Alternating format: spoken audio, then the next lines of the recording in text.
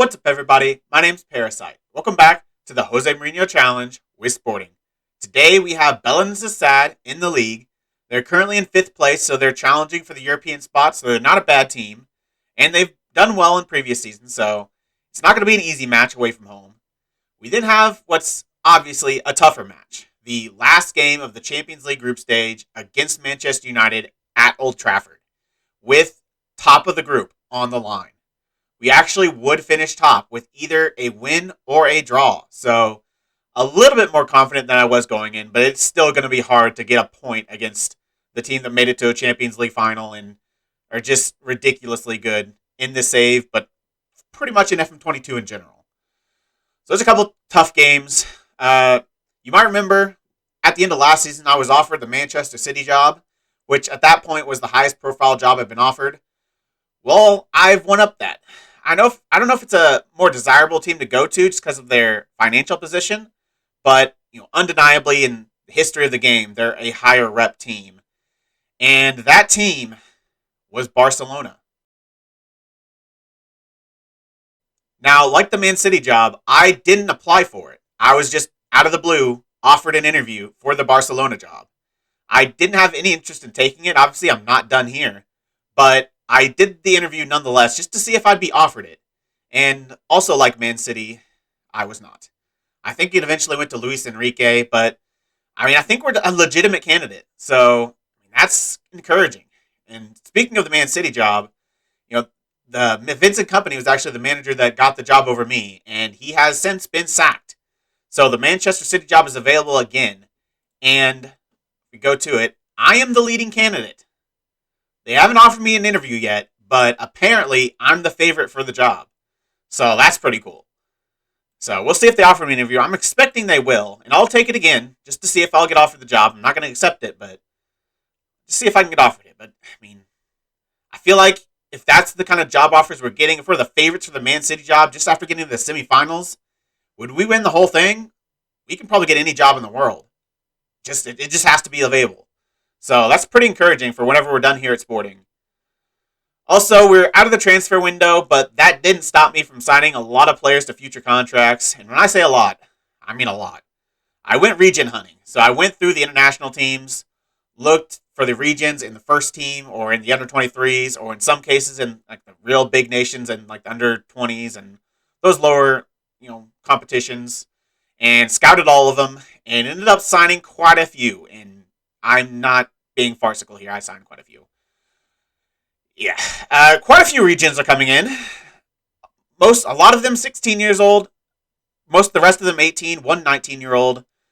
But for the most part, they're on pretty cheap deals. The ones that are a little bit expensive, a lot of it I did was kind of incentive-based. So the deal itself is pretty small, but if they really get into the first team or get into the international team or score some goals, then I'll have to pay some money. But by that time, if they're doing that, they're probably, first team players or, very important role players, which, they'd be worth that price I paid for them. So if we go to look at them, let's start with the cheapest first. If we can go, why is it not going on cheapest? We'll go here. There we go. All right, cheapest first. The cheapest was actually a free. And it's a 16-year-old Portuguese midfielder, ball-winning midfielder. On a free, he was at like the low levels of the league. And I was able to get him on a free deal, 4.5 star potential, 1.5 star current ability at 16. Portuguese, that might be the best signing I made in terms of, cost per talent. With him being 16 as well. So I'm really looking forward to Luis Figueiredo from, what team is this even? Sacavense. Okay. He came through a scouting report, and yeah, that was big. One I actually signed a little bit ago. Not quite in the same, transfers I was making all these, but one I signed a while ago, but still really cheap.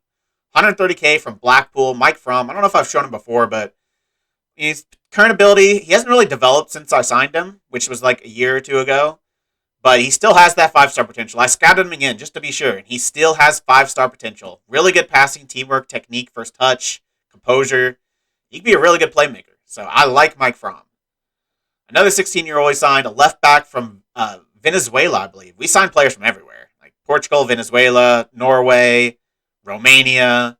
This is a Venezuelan left back, Alfonso Mejia, 16 years old, 1.5 star current ability, only 4-star potential, and he's got a little bit of injury-prone worry to him, but He's pretty good. 19 teamwork, 16 work rate. His physicals aren't great, but for 16, he's pretty good everywhere else, and he's perfectly two-footed and already knows the right back position a little bit. So he can be, even if he's never a first-team player, which he probably won't be, but he can be a really valuable depth piece for us, being perfectly two-footed, able to play both sides.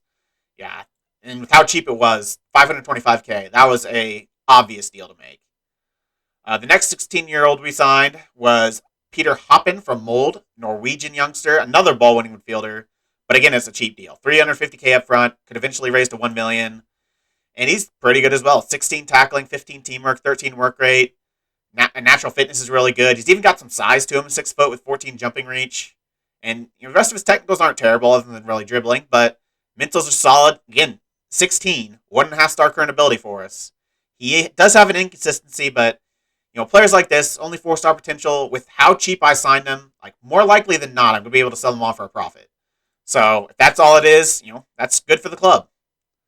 Another left back we signed, another 16-year-old from Rosenborg this time, Roon Buffoos. I'm not even going to try to pronounce that, but 4.5 star potential, still 1.5 stars at 16. I mean, physically, he's really good for a 16-year-old. 12 pace, 16 stamina, 14 acceleration, 15 balance. I mean, mentals aren't terrible. Like, the lowest is an 8, and that's flair. Everything else, and off the ball. But good positioning, work rate, decisions. I mean, going forward, he's not even terrible. 11 dribbling, 7 crossing. Like, with 16-year-olds, you typically see a lot worse.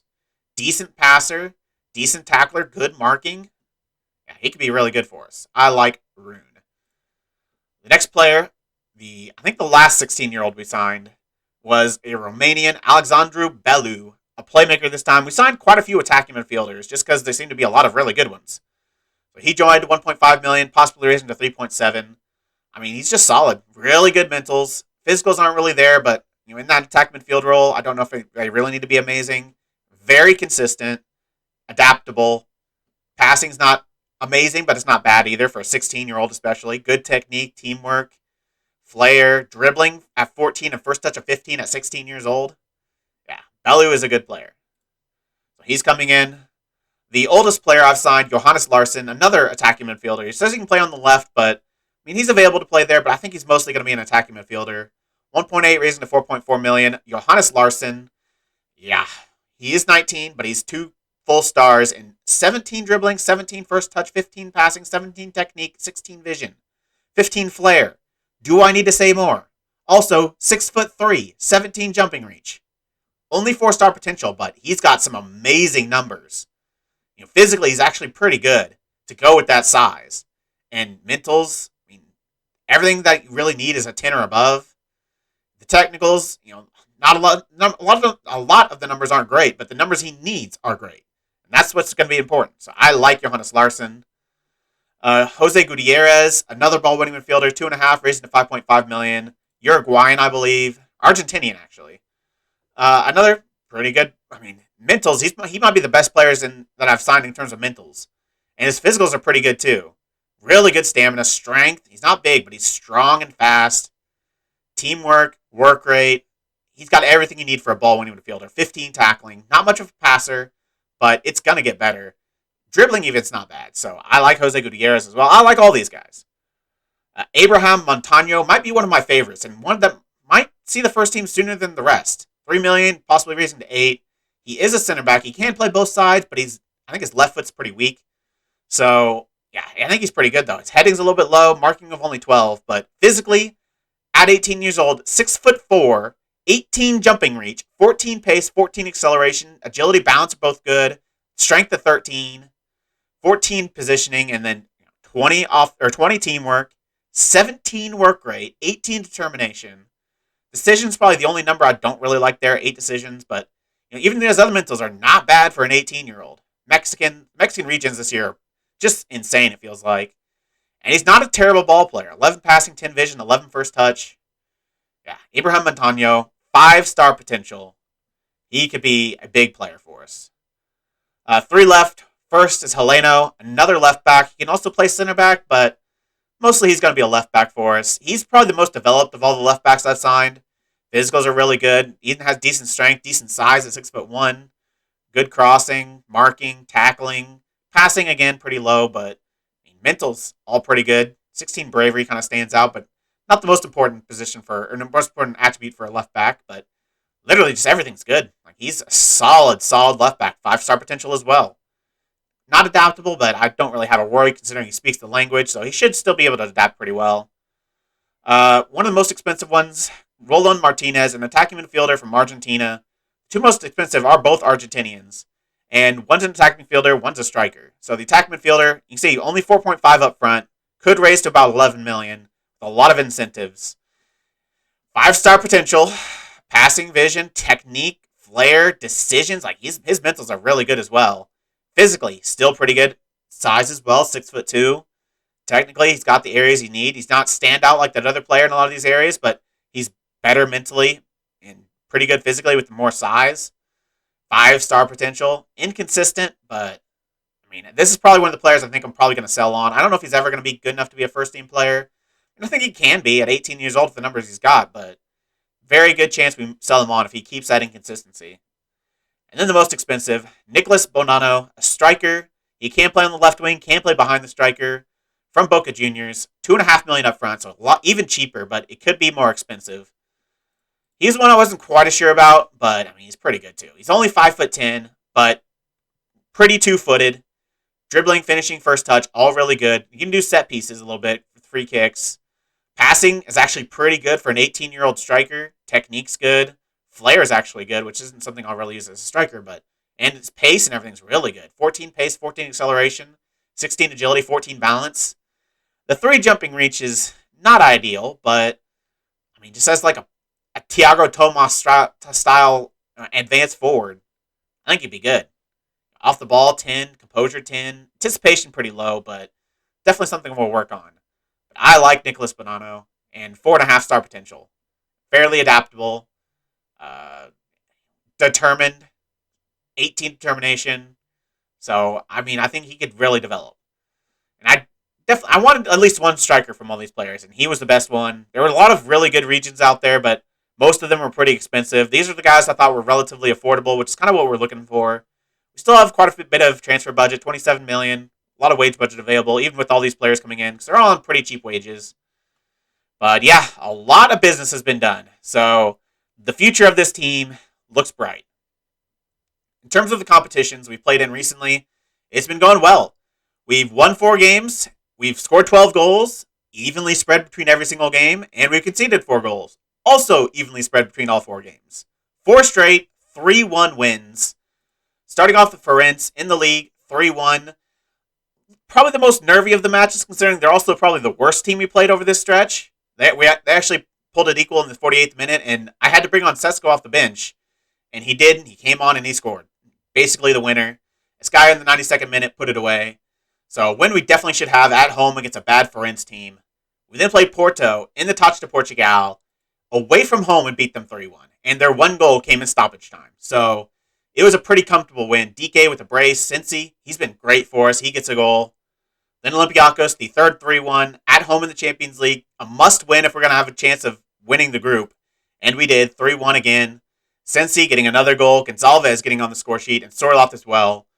Another stoppage time goal. Fourth game, we also had a stoppage time goal. So 3 straight games, we had a clean sheet going into stoppage time, and they scored in every single one. So that's a little annoying, but I mean, maybe the players are doing me a little bit of good. They don't want me to have to pay out all these clean sheet bonuses. So let them have a late goal when it means nothing. But yeah, Portimonense 3-1. Sesko getting on the score sheet like usual. Gonçalves getting another goal. Need to see him scoring with some consistency. So it's good to see him on the score sheet twice in a fair few games. DK also scoring a few goals. He's struggled a little bit to start the season, but he scored quite a bit in the last couple of games. And again, 92nd minute. So that sets us up for this Belensenses match and this Manchester United match. The reason we actually have a chance of winning the group with either a win or a draw is because Manchester United actually drew with Betis 1-1, just like we did. So we are equal on points. They drew at our place, which is why they're currently ahead. But we have a better goal difference. And so if we draw again, we'll still have the better goal difference, and our head-to-head will be even. So we would jump them. And obviously if we win, we jump them. So, yeah, win or a draw, and we're top of the group for the 3rd straight season, but it's not going to be easy. Manchester United are ridiculously good. Slight change of plan. I originally planned on doing both matches, but the intro went a little bit longer than I anticipated. Having to introduce all those regions took a little bit. So I don't really want this video to be 45, 50 minutes. And with how long that intro was, it's a definite possibility if these games stretch on a little bit. So I'm only going to play one game today. And between the two matches, I think the Manchester United is just a little bit more important. So I'm only going to show that match. We've got Belenenses here. We should be beating them, so I'm not super worried about not showing this match. If it was Benfica or something, that'd be a little bit different, but Belenenses is a match we should be winning, so I will be back with Manchester United. This is the team I'm going to be playing against Belenenses. A little bit of rotation with DK coming in, Dyer coming in, Vinagre, Romagnoli, but still a strong squad because I really still want to win. We have to keep up with Benfica. They've only dropped 4 points this season. We would be 1 point behind them if we continue to win all our games in hand, but we need to continue to win all our games in hand. So I want a good performance, putting out a strong team. Hopefully they can get the result. But I'll see you for Manchester United. And it is time for Manchester United. We played Belenenses, and apparently this team just loves the 3-1. Because we got our 5th straight 3-1 win. It's weird, but at least we're scoring goals. We haven't scored less than 3 goals in about a month. So that's encouraging, considering the kind of stretch we went on at periods this season. So, yeah, another 3-1 win. DK getting a brace. Good to see him scoring. And Pedro Gonçalves getting another goal. He's scoring with a little bit more consistency now. That's good to see. They weren't really in the match at all. Like, towards the end, I pulled things back, and they had a few more shots, a few more chances. They did score, but it wasn't, stoppage time. 78th minute this time. But we comfortably dominated that match away from home against the top 5 teams. So that was a good game. Now I've got Manchester United, and I'll be a little bit disappointed if we don't win 3-1 again. I mean, I don't expect it's going to happen, but based on recent results, this could be a 3-1. We've got a strong team for it, though. Hopefully they can put in a good performance. In terms of changes from the last game that I showed you, Cincy has come in for Nunez, which he might feel a little bit hard done by. He's not done anything wrong, but Cincy's just been fantastic. So I think, in our best team, he starts next to Gonçalves, with Gonçalves' current form. Everything else is our starting lineup. Inacio, Ruan, Bergman Johannesson, Palinha, Sorloth, Sesko. DK off the bench, though, with his recent run of pretty good goal-scoring form. He definitely an option off the bench. Nuno Santos is back from his injury, so he's back on the bench. Mateus Nunez, like I said, a little bit disappointed to be not starting for this match, but he can obviously be a good impact off the bench as well. Vinagre also has shown that this season and previous seasons as Gaio. And if we need a little bit more defensive stability, if somebody's on a yellow or just not playing well, Romagnoli has been great for us so far. So, yeah, I actually feel pretty good. This is the most depth I think we've ever had. So, yeah, it's encouraging. Hopefully we can put in a good performance here, at least make ourselves look all right. I mean, I just don't want to get destroyed. I mean, based on the home leg, it's not super encouraging because they kind of destroyed us in our ground, but we weren't on the same kind of form then. We've got on a lot better run of form since then, so I think we definitely have a chance. All we need is a draw. But I am going to make a few changes just because it's away against Manchester United.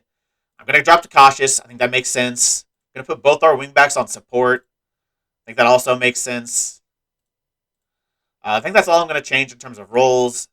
In terms of in the tactic, I considered taking off run of defense just because they're a pretty good tackling team, but ultimately I think it's going to help our counterattack, so I'm going to keep it on.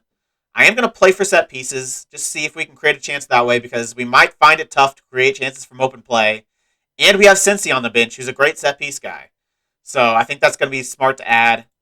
In transition, I considered going either both more direct and short, but I think at least for the start of the match, I'm going to keep it the way it is. Let the goalkeeper decide because, they've got Maguire and Varane at the back, so it's not going to be easy. Even though we have Sesko and Storloff, it's not going to be easy for them to win those headers.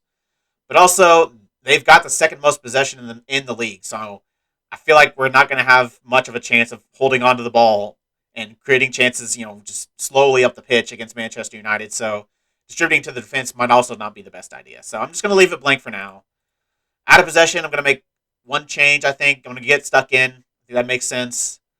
And I'm also going to prevent short goalkeeper distribution. They've got Moise Kean up top, who's not bad in the air, but he's not dominant. Ruan and Nacio have the height advantage and the jumping reach advantage over him.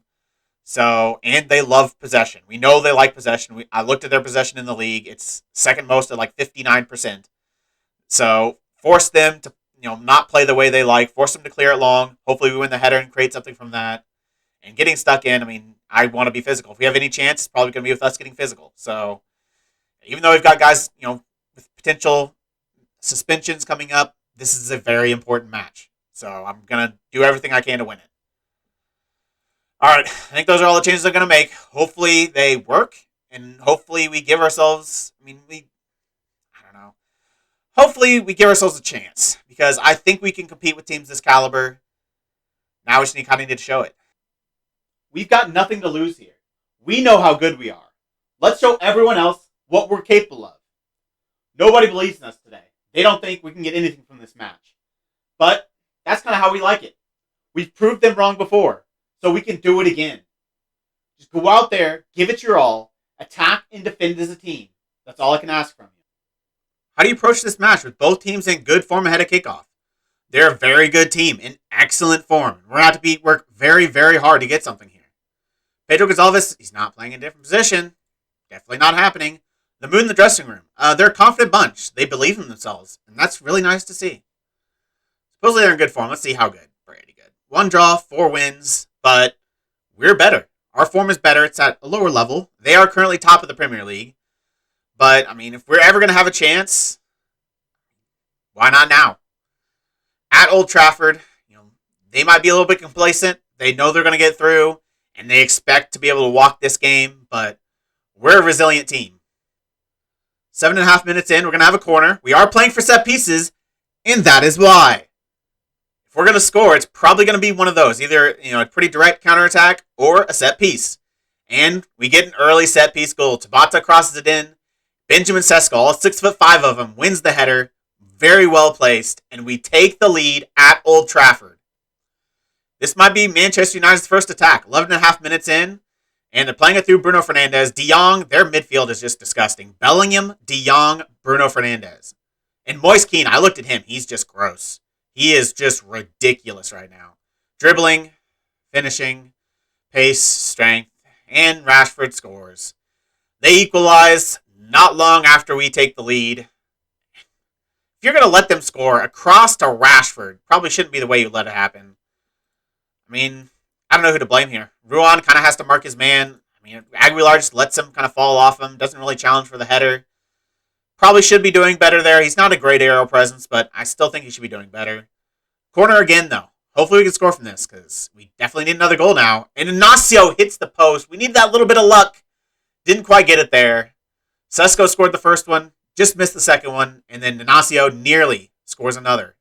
22 minutes in. Plenty of highlights. Aguilar responsible for the first goal. And now we haven't had a sending off all season. The past couple years, we've actually been doing really well at not getting players sent off. But we do have a tendency to love being sent off in the biggest moments. And that doesn't change. Aguilar sent off 22 minutes in a match we have to win or draw to win the group. At least we're not relying on this match for qualification. We're guaranteed to go through. But, that's a terrible time to be sent off. In terms of changes, I don't really want to take Bruno Tabata off, because a lot of his XG, or his rating, is that assist from the corner. Hard to give him a lot of credit there, but I do think I could take off a striker, but I do think it makes the most sense to take off this attacking midfielder. I think what I'm going to do is I'm going to take off Gonzalez, move Tabata back to Mizala, and bring on Escaio, I guess, at right back. Or Dyer. Who do I bring on, Escaio or Dyer? Dyer's better defensively. And going forward, he's not bad either. Probably is the little bit better player. Escaio a little bit better going forward. Defensively, he's not bad either, though. 15 tackling. Escaio, the more natural right back. I'll bring him in. In terms of roles, I think I'll keep the things the way they are. In terms of instructions, I kind of think we have to go direct now. We don't have that attacking midfielder to really play through, so I think otherwise we might struggle creating, going from defense to attack. So I'm going to go more direct. Still going to play for set pieces, because that seems to be working. I'm going to look to slow the game down a little bit. I'm going to keep playing at this high tempo, looking to score goals. It's really early, but I'm going to start time wasting. Don't care. I'll take it off if we concede, but other than that, I did have get stuck in on for this match, but it was a second yellow. It wasn't a straight red. So I don't feel fully responsible for that. Yeah, I'm just going to keep everything else the way it is. I might go all the way to defensive, but I typically don't like going below cautious. I feel like going below cautious is just doesn't work. So I'm going to keep it a cautious no matter what. All right, hopefully we can hold on, but I'm not expecting it. Looks like we might be just getting through the first half with only conceding the one goal. They haven't created a whole lot since the sending off. They have been the better team, but in their XG, only one. Our XG right up there. I mean, possession's a little bit, one-sided, but especially down a man, I don't think we're going to do anything for possession. This is going to be hard, and Novistich is really going to have to step up. He started this game off pretty well, playing on a 7 right now. The defense not playing well, but, I mean, they've only scored 1, and you're down a man, so I can't really complain. Frustrating to be down a man, but really, right now, we have literally nothing to lose. So, yeah, let's just play with freedom. There is no pressure now because of the red card. Give it your best. Just go out there and play with freedom. We've gotten some good results against some very good teams before, down a man. So don't lose hope. We can still do this. First highlight comes in the 46th minute, 47th actually. Starting with a yellow card. That's a little bit worrying considering what's already happened. I'm expecting quite a few highlights this half, and I'm expecting all of them pretty much to be Manchester United's way. Moise Kean probably should have scored that as well. They're going to see the corner, I'm assuming. But yeah, I'm expecting a lot of Manchester United attacks. Hopefully, Novistich has the best game of his life, because if not, we're probably not winning the group. They're going to look to put in another ball. Fernandez seemed to be the danger man. Obviously, he's really good. Not the greatest attack there by Man United. They made a few mistakes there. They probably should have scored a goal from that. Not much longer later, and we've got a throw in. Cincy, ball in, looking for Sesko. It's not going to win it. Now they're going to go on the counter. We took off that attack in mid, so we should be able to defend pretty well still. Like, I don't think it hurts us awfully in defense. Obviously, there's not, we're missing a player still, but we've still got the base of our defense set the way it should be, and we've got outball still to our 2 strikers. So we have a chance to score still, I think, on the counterattack.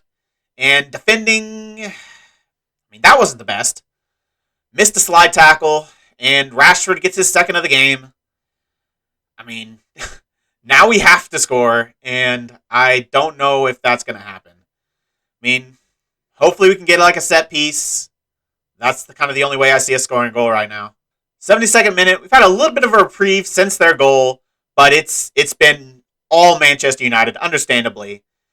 And it looks like this might be another attack for him, but not a good goal kick, but Tabata does very poorly there. Like, he literally headed it directly to a Manchester United defender. We didn't have anyone in the area, so I don't know what he was attempting there. They're going to look to build up another attack, though. Max Aarons playing left back, actually. I don't know what his left foot is, but it's still a little weird. Musiala picking up the ball. He's one of the best players in the world at this point of the save. He's going to find Sancho, who's come on as a sub. Nice interception by Polina, though. Ball up. Sorloth not able to win it. I mean, if we're going to create an attack that's not a set piece, that's how we're going to do it. Moise Kean, that's game. Defensively, we've just not been good. Like, even though we're down a man, I can't really blame that for these last couple of goals. It's just been very poor defending. I mean, having an attacking midfielder in this situation isn't going to change much. It's just Kean picks the ball up, Ruan goes to close him down, and he just runs him in a circle, and then it's just no one picks him up. And he doesn't make a mistake this time. He puts it in the back of the net. I don't think we're coming back from this, especially with a goal kick, with a highlight from the goal kick. I mean, unless we can score here, I'm not very optimistic. Sesko, not a good job by Varane. That kind of had to go in, and it didn't. Please don't score again. If we, go from probably should have scored to them scoring again, make it 4-1, I'll feel a little hard done by. Varane on the ball. We're not really pressuring him that much, but can we really? Can we afford to? Rashford, who's been probably the best. No red cards at all this season. Biggest match of the season, 2 red cards. It is one of the first matches we've gotten stuck in. I mean, I don't feel like getting stuck in was as bad in previous FMs as it is in this one. If you try to get stuck in, you're almost guaranteed a sending off, it feels like. But it's also the best way to defend against these really good teams is to get stuck in. So now I think I can officially confirm that we are screwed. I'm going to have to take off a striker. We're down 2 men against possibly the best team in the game. In their ground. Down 2 goals. Unlikely we're going to be able to come back. Who comes on? I guess Matheus Nunes. He's our best player we have available on the bench. I'll switch him and Cincy. I mean, actually. You know what? No. No. I thought of maybe bringing on like a box-to-box midfielder here. But if they concede more, who cares? Literally, every goal they score from here on out means nothing. A goal here for us, however unlikely, would be big. So, Matheus Nunes is coming on. Cincy's going to stick at that Mazzala role. We're still going to go cautious. We have 1 striker, but I still think we have to go more direct. I've been time wasting this whole time. Probably shouldn't be doing that, but I'm still going to play for set pieces and everything like this. I might not hit early crosses anymore, but I might as well. Just shoot on sight. You're not going to get many chances to score, so when you do, take the shot. Let's just distribute over the defense. We've kind of caught him out once doing that. We couldn't quite score, but we've caught him out once, so maybe we can do it again. And I mean, I'm going to drop the line of engagement. He's by himself. He's kind of screwed. Still going to finish your goalkeeping distribution. I might as well still get stuck in. Another red card. Like, is that going to hurt us? Who cares at this point? All right. Game's probably over. I mean, the game was already pretty over, but now I think you can comfortably say the game's over. 87th minute, free kick. I mean, please don't score this. You've scored enough. You don't need that. Bruno, you don't need that. You're already winning and you're up 2 men. What a dick. Bergman Johansson's been just absolutely terrible. Probably the worst game of his career. So he's coming off. I mean, it doesn't really matter at this point, but you know what? Who cares if they score again? Let's go get a goal. It'll do a little bit of good for the morale.